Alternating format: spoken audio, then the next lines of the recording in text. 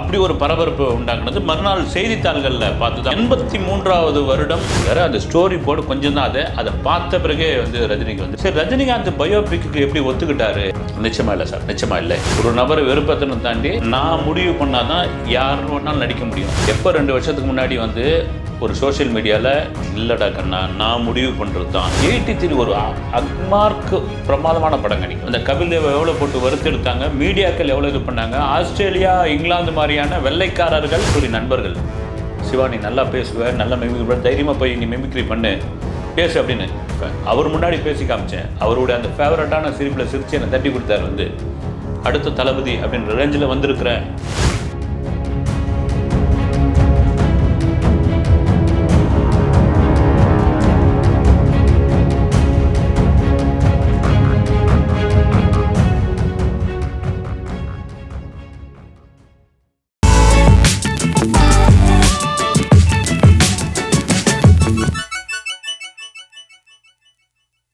ஆயிரத்தி 1983ஆம் ஆண்டு இந்திய கிரிக்கெட் சரித்திரத்தில் மிகப்பெரிய ஒரு வரலாறு படைத்த சம்பவம் உங்களுக்கு தெரியும். வந்து அந்த வருஷம்தான் வந்து உலகக்கோப்பை வென்றது இந்திய அணி.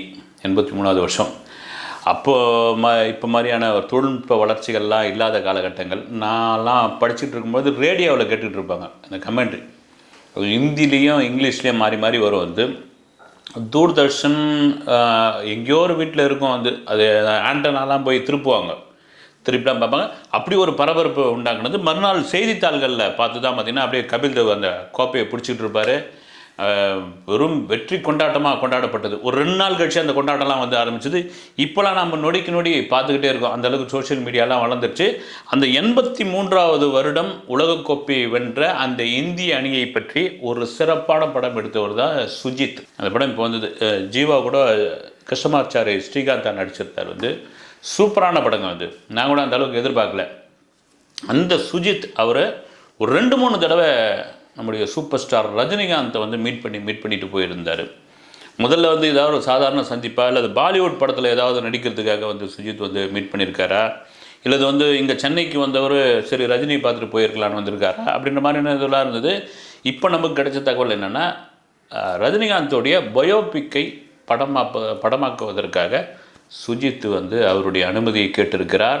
அதுக்கு ஒரு ஸ்டோரி போர்டு ஒன்று ரெடி பண்ணி கொண்டு வந்து காமிச்சிருக்காரு. அந்த ஸ்டோரி போர்டு கொஞ்சம் தான் அதை பார்த்த பிறகே வந்து ரஜினிக்கு வந்து ஒரு பெரிய மகிழ்ச்சி ஆகிப்போச்சா. வந்து ஏன்னா அவரும் 83 படம் கண்டிப்பாக பார்த்துருப்பார்.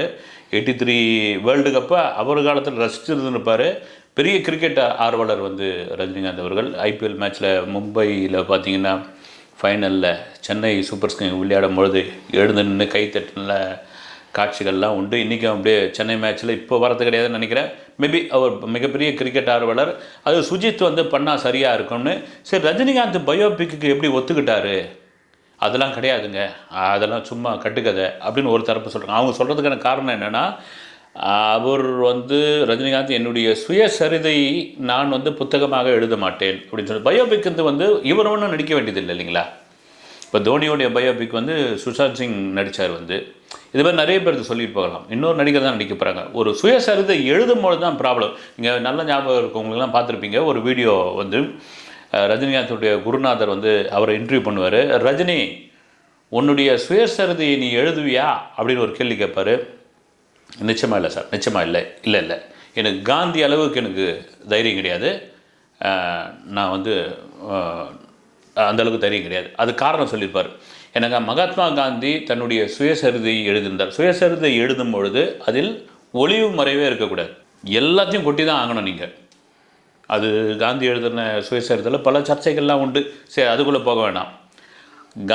மகாத்மா காந்தியடிகளுடைய தைரியம் எனக்கு கிடையாது. ஏன்னா நான் சில விஷயங்களை மறைச்சி தான் ஆகணும். அப்படி நான் உண்மையை சொல்லிட்டேன்னா எனக்கு மட்டுமல்ல பலருக்கும் அது பாதிப்பு. அதனால் நான் சுயசரிதை எழுத மாட்டேன் என்பதை திட்டவட்டமாக ரஜினிகாந்த் சொன்னார். அது ஒரு பெரிய சல்யூட்டும் கூட சொல்லலாம்.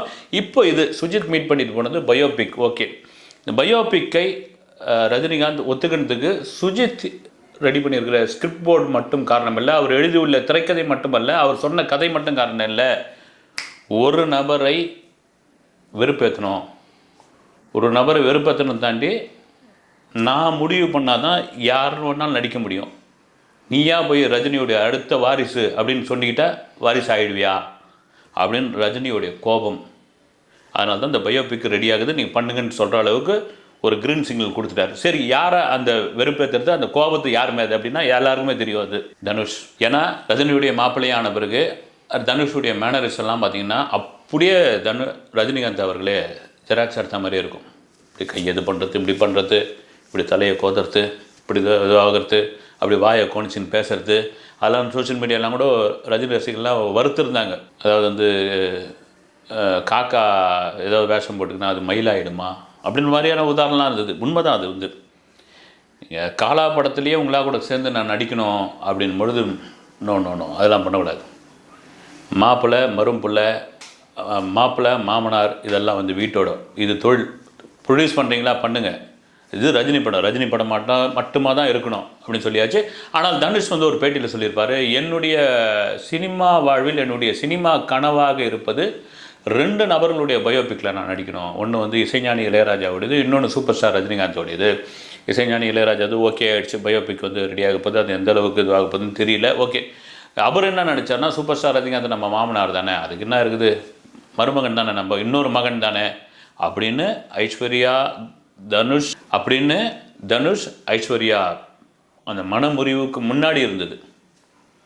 நீங்கள் எப்போ 2 வருஷத்துக்கு முன்னாடி வந்து ஒரு சோஷியல் மீடியாவில் எனக்கும் ஐஸ்வர்யாவுக்கும் வந்து ஒரு விவாகரத்து அப்படின்னு முடிவு அப்படின்றத வந்து நீங்கள் போட்டிங்களா, அப்போவே வந்து ரஜினிகாந்த் வந்து பாதி உடஞ்சி போயிட்டார்.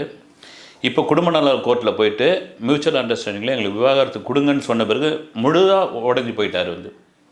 அதனால தான் தன் மகளை தேற்றுவதற்காக ஒரு படத்தில் நடித்து கொடுத்தாரு. அவங்களுடைய ஒரு அன்பை, ஒரு 73 தந்தையாக தன் மகளை பார்த்த அவர் வந்து இப்போ பயோபிக்ன்ற ஒரு விஷயம் வரும். தொடர்ச்சியாக வந்து தனுஷ் போகிற இடம்லாம் வந்து அவராக நினச்சிக்கிட்டது என்னென்னா, நாம் தாங்க சூப்பர் ஸ்டாரோடைய வாழ்க்கை வரலாற்று நாம் தான் அடிக்க போகிறோம், நாம் தான் அவருடைய கலை வாரிசு, நம்மளை விட்டால் யார் இருக்காங்க அப்படின்னு. இல்லைடா கண்ணா, நான் முடிவு பண்ணுறது தான். ஏன் இவ்வளோ அவசரமாக சுஜித்திற்கு வந்து இந்த பயோபிக்கை எடுங்க நீங்கள், அதுவும் நேஷ்னல் லெவலில். சுஜித்தை தேர்ந்தெடுத்ததற்கு முக்கிய காரணம் வந்து அவர் இன்னும் சில படங்களை எடுத்திருந்தாலும் 83 ஒரு அக்மார்க்கு பிரமாதமான படங்க. நீங்கள் வந்து வாய்ப்பு இல்லாதவங்க பாருங்கள். வந்து ஒரு 83 அந்த இந்திய அணி கிரிக்கெட் அந்த கோப்பையை வாங்கிறதுக்கு எவ்வளோ பெரிய பிரச்சனைகள், எவ்வளோ பாலிடிக்ஸு, கபில் தேவுக்கு எவ்வளோ பெரிய அழுத்தம், இங்கிலீஷ் பேச தெரியாத அந்த கபில் தேவை எவ்வளோ போட்டு வறுத்தெடுத்தாங்க, மீடியாக்கள் எவ்வளோ இது பண்ணாங்க, ஆஸ்திரேலியா இங்கிலாந்து மாதிரியான வெள்ளைக்காரர்கள் எவ்வளோ கேவலமாக வந்து இது பண்ணாங்க, வெஸ்ட் இண்டீஸை எப்படி போய்ட்டு புரட்டி எடுத்த நம்ம ஆட்கள். ஏன்னா கபில் தேவுக்கு வந்து சாதாரண ஒரு நபராக இருந்து வந்தவர் வந்து ஒரு பின்தங்கிய பகுதி, ஹரியானாவில் ஒரு பின்தங்கிய பகுதியிலிருந்து வந்தவர் வந்து இங்கிலீஷ் பேச தெரியாது, ஒரு கள்ளங்கப்படம் இல்லாத ஒரு மனிதர், எதுவும் அதெல்லாம் மனசில் எதையும் வச்சுக்காத ஒரு நபர். ஆனால் தான் பார்த்தீங்கன்னா பாருங்கள், இன்றைக்கி இந்திய அணியில் ரிட்டையர்ட் ஆனவங்க எல்லாம் ஒவ்வொரு போஸ்டிங்கில் இருக்காங்க. கபில் தேவ் எங்கன்னா இருக்காரா பார்த்தீங்களா? சேர்க்க மாட்டாங்க. சரி, அந்த டாபிக் உள்ளே போக வேணாம். அது போனால் இன்னும் டீப்பாக நம்ம வந்து கம்யூனிட்டி கேஸ்ட்டு அதெல்லாம் போக வேண்டியதாக இருக்கும், ரொம்ப போக வேணாம் அதுக்குள்ளே. இப்போ ரஜினி பயோபிக் வருவோம். சுஜித் சரியான ஒரு நபர், ஓகே ஆகிடுச்சு. இப்போது தனுஷ் இல்லை, தனுஷை வெறுப்பேற்றுறதுக்கு, தனுஷ் மேல் உள்ள கோபத்திற்காகத்தான் இதை இது பண்ணியிருக்காரு. கண்டிப்பாக தனுஷ் இருக்க மாட்டார்.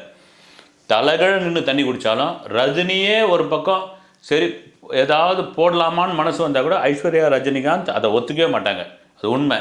இப்போ அந்த கேரக்டரில் நடிக்கிறதுக்கு யார் சரியான நபர் அப்படின்ற பொழுது 2 பேருடைய அடிபடுது. முதல் பேர் எல்லாருக்கும் தெரியும், வந்து சிவகார்த்திகேயன். அது காரணம் என்னென்னா, நீங்கள் சிவகார்த்திகேயன் மேலே வேறு விமர்சனம் கூட வைங்க, மறுபடியும் நான் சிவகார்த்திகேயன் புராணம் பாடுறேன்னு நீங்கள் என்ன திட்டினா கூட பரவாயில்ல, அதை பற்றி எனக்கு கவலையே கிடையாது. காரணம் என்னென்னா, ஒரு சினிமா பின்புலம் இல்லாமல் ஒரு திருச்சியிலேருந்து இன்ஜினியரிங் காலேஜ் முடிச்சுட்டு ஒரு மிமிக்ரி ஆர்டிஸ்டாக ஸ்டேஜ் ஏறி அந்த மிமிக்ரி பண்ணுறது கூட எனக்கு தைரியம் கிடையாது. என்னுடைய சக தோழர்கள் யார், அந்த கல்லூரி நண்பர்கள், சிவானி நல்லா பேசுவேன், நல்லா மிமிக்ரி தைரியமாக போய் நீ மிமிக்ரி பண்ணு பேசு அப்படின்னு அந்த மேடையில் போனோன்னு கை காலெலாம் உதற ஆரம்பிச்சது. கீழே இருந்த நண்பர்கள் தான் தைரியமாக பண்ணு சிவா, உன் திறமை உனக்கு தெரியாது எங்களுக்கு தெரியும்னு. அப்போ நான் முதல்ல எடுத்து பேசின வாய்ஸு சூப்பர் ஸ்டார் ரஜினிகாந்த். சுற்றி அவ்வளோ பொண்ணுங்க பசங்க கை தட்டினாங்க. அன்றைக்கி பிடிச்சேன் நான். அவர் தான் என்னுடைய இன்ஸ்பயர், அவர் தான் என்னுடைய ரோல் மாடல். அங்கே பிடிச்சேன் நான். எல்லா மேடையிலையும் நான் ஆரம்பிக்கிறது வந்து சூப்பர் ஸ்டார் ரஜினிகாந்தோட மிமிக்ரியில் தான் ஆரம்பிப்பேன். அவர் முன்னாடி பேசி காமிச்சேன். அவருடைய அந்த ஃபேவரட்டான சிரிப்பில் சிரித்து என்னை தட்டி கொடுத்தாரு. வந்து அவர் மாதிரி பேசுறது லட்சம் பேரில் கோடி பேர் பேசியிருப்பாங்க. ஆனாலும் எனக்கு ஒரு சந்தோஷம், அப்படி அங்கே பேசி என் நண்பர்கள் மூலிமா சென்னைக்கு வந்து விஜய் டிவியில் வந்து ஒரு ஆங்கராக இருந்து ஒரு ஸ்டாண்டப் காமெடி பண்ணி அதுக்கப்புறம் வந்து ஒரு மெரினான்னு ஒரு படத்தில் அறிமுகமாகி இன்றைக்கி வந்து அடுத்த தளபதி அப்படின்ற ரேஞ்சில் வந்திருக்கிறேன். அது காரணம் நண்பர்கள் தான். அந்த நண்பர்கள் தான் கூட வச்சுருக்காரு. அது ஒரு பெரிய பலம். சிவகார்த்தியின் மேலே நீங்கள் 1000 விமர்சனம் சொல்லலாம், அதெல்லாம் இதெல்லாம் பண்ணலாம், ஓகே. இப்போ ரஜினியோடைய பயோபிக்கில் சிவகார்த்தியின் பேர் இருக்குது. ஒருவேளை ரஜினி அதை டிக் பண்ணுவாரா? சிவகார்த்தியின் ஒத்துப்பாரான்னா நிச்சயமாக ஒத்துப்பார். ஏன்னா கூலி படத்தில் நீங்கள் கேமியோ ரோல் பண்ணுறீங்களாமே அப்படின்னு அவர்கிட்ட கேட்டபோது, சார் நான் பண்ணுறதுக்கு ரெடி சார். நான் தலைவர் படத்தில் சும்மா வந்து போகிறதுக்கு யாருக்கு வேணான்னுவாங்க.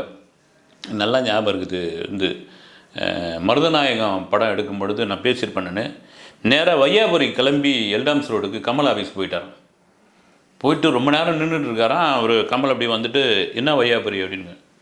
சார் மருதநாயகம் அப்படின்னு. இல்லைங்க, இன்னும் ப்ராஜெக்ட் இன்னுமே இதுவாகலை, ஆர்டிஸ்டெல்லாம் அப்புறமா தான் இது பண்ண போகிறோம், அதுக்கான கால அவகாசம்லாம் நிறைய இருக்குது, உங்களை கூப்பிட்றேங்கன்னு. சார் நீங்கள் எல்லா ஆர்டிஸ்ட்டும் முடிவு பண்ணிட்டா கூட இந்த குதிரைக்கு சாணி போடும் இல்லைங்களா, அது அல்ற சீனாவது ஒன்று கொடுங்க சார் எனக்கு அப்படின்னாராம். வந்து சிரிச்சிட்டாப்லையா கமல் வந்து. அது மாதிரி ரஜினிகாந்த் படத்தில் அவர் இடத்துல சும்மா வந்து போகிற சீன் வந்து சும்மா நின்று அப்படி பார்க்குற சீனு, அவர் கூட கை கட்டிடுற சீனு, இது யார் சார் மறுப்பாங்க அப்படின்னு சிவகார்த்திகேயன் சொன்னார். இது வந்து முதல்ல ரஜினி சார் முடிவு பண்ணோம், அதுக்கப்புறம் லோகேஷ் முடிவு பண்ணோம், அந்த கதையை ஒத்துக்கணும் அப்படின்னா நான் ரெடி நடிக்கிறதுக்கு அப்படின்னு ஓப்பனாக சொல்லியிருந்தார். ஒருவேளை ஓகே பயோபிக்கில் அவர் பேரை டிக் பண்ணால் அதுக்கான எஸ்கே நடிக்கிறதுக்கான வாய்ப்பு இருக்குது. அது வந்து ஒரு மிகப்பெரிய வாய்ப்புன்னு கூட சொல்லலாம். ஒருவேளை அவர் இல்லாத பட்சத்தில், அவர் நடிக்காத பட்சத்தில் ஏதோ ஒரு காரணத்துக்காக டைரக்டர் வந்து வேறு ஒருத்தர் வேணும் அப்படின்னு முடிவு பண்ணால் அந்த இடத்துக்கு யார் இருப்பாங்கன்னு நாம் கோலிவுட்டில் விசாரித்த போது கவின் பேரை சொன்னாங்க. எப்படிங்க அப்படின்னா, இல்லைங்க சில மேனரிசம், சில லுக்கு, அவருடைய பெர்ஃபார்மன்ஸ் இதெல்லாம் வந்து ரஜினியோடைய பயோபிக் கரெக்டாக இருக்கும் அப்படின்னு அவர் கூட சமீபத்தில் ஸ்டார் படத்தினுடைய ஒரு ப்ரெஸ் மீட்டில் சொல்லிகிட்டு இருந்தார். நீங்கள் தான் அடுத்த தளபதியாமே, அடுத்த சூப்பர் ஸ்டார் அப்படி நெருக்க. ஆனால் உங்கள் காலில் கூட நான் விழுந்துடுறேண்ணே, என்னை விட்டுருங்கண்ணே, நானே ஏதோ போராடி இந்த இடத்துக்கு வந்திருக்கிறேன், ஏன்னா வந்து என்ன இது பண்ணுறீங்க. அது உண்மையாக பயத்தில் சொன்னாரா அல்லது வந்து உள்ளுக்குள்ளே ஆனந்தத்தில் சொன்னாரான்னு தெரியல. ஆனால் அதை வெளிப்படுத்தியிருந்தார். ஒருவேளை அவர் பேர் டிக்காச்சுன்னா என்ன ஆகும் அப்படின்னு பொழுது சொல்ல முடியாது, என்ன வேணாலும் நடக்கலாம். ஆனால் முக்கியமான ஒருத்தர் இருக்காருங்க வந்து ரஜினிகாந்தோடைய தத்துப்பிள்ளை, ரஜினிகாந்தோடைய ஒரு வளர்ப்பு அல்லது அவருடைய புகழ் பாடக்கூடியவர் ராகவா லாரன்ஸ் வந்து ஒரு என்ன ஆகுவார் வந்து, சார் எனக்கு வந்து வாய்ப்பு கொடுக்கக்கூடாது சார்னு மேபி அதை ஒரு இந்த மாதிரியான ஒரு யங்ஸ்டர்ஸ் நடித்தா நல்லாயிருக்கும். அதை லாரன்ஸே கூட ஒத்துப்பார். ஒருவேளை அதான் ரஜினி பயோபிக் ரெடி ஆகிறது, அதை முழுமையாக சுஜித் வந்து ஒரு ஸ்கிரிப்டாக பண்ணி இல்லை முழுமையான ஒரு ஸ்டோரி போர்டாக பண்ணி ரஜினிகாந்தை மொத்தமாக காமிச்ச பிறகு அவர் என்னென்ன சில கரெக்ஷன்லாம் பண்ணி முடித்த பிறகு இது நேஷ்னல் லெவல் இல்லை இன்டர்நேஷ்னல் லெவலில் இந்த படம் கண்டிப்பாக இதுவாகும். நிச்சயமாக பெரிய ரீச் ஆகும். சரியான இயக்குனர் தான் வந்து அதில் முக்கியமாக இப்பொழுது ரஜினியாக நடிக்கப் போகிறது சிவகார்த்திகேயனா, கவினா அல்லது ரஜினி மனசில் வேறு யாராவது இருக்காங்களா, அந்த இடத்துக்கு வேறு யாரை பொருத்தி பார்க்க முடியும் அப்படின்ற ஒரு விஷயம் வந்து பெரிய கேள்விக்குறியாக இருக்குது. பொறுத்திருந்து பார்ப்போம். நன்றி, வணக்கம்.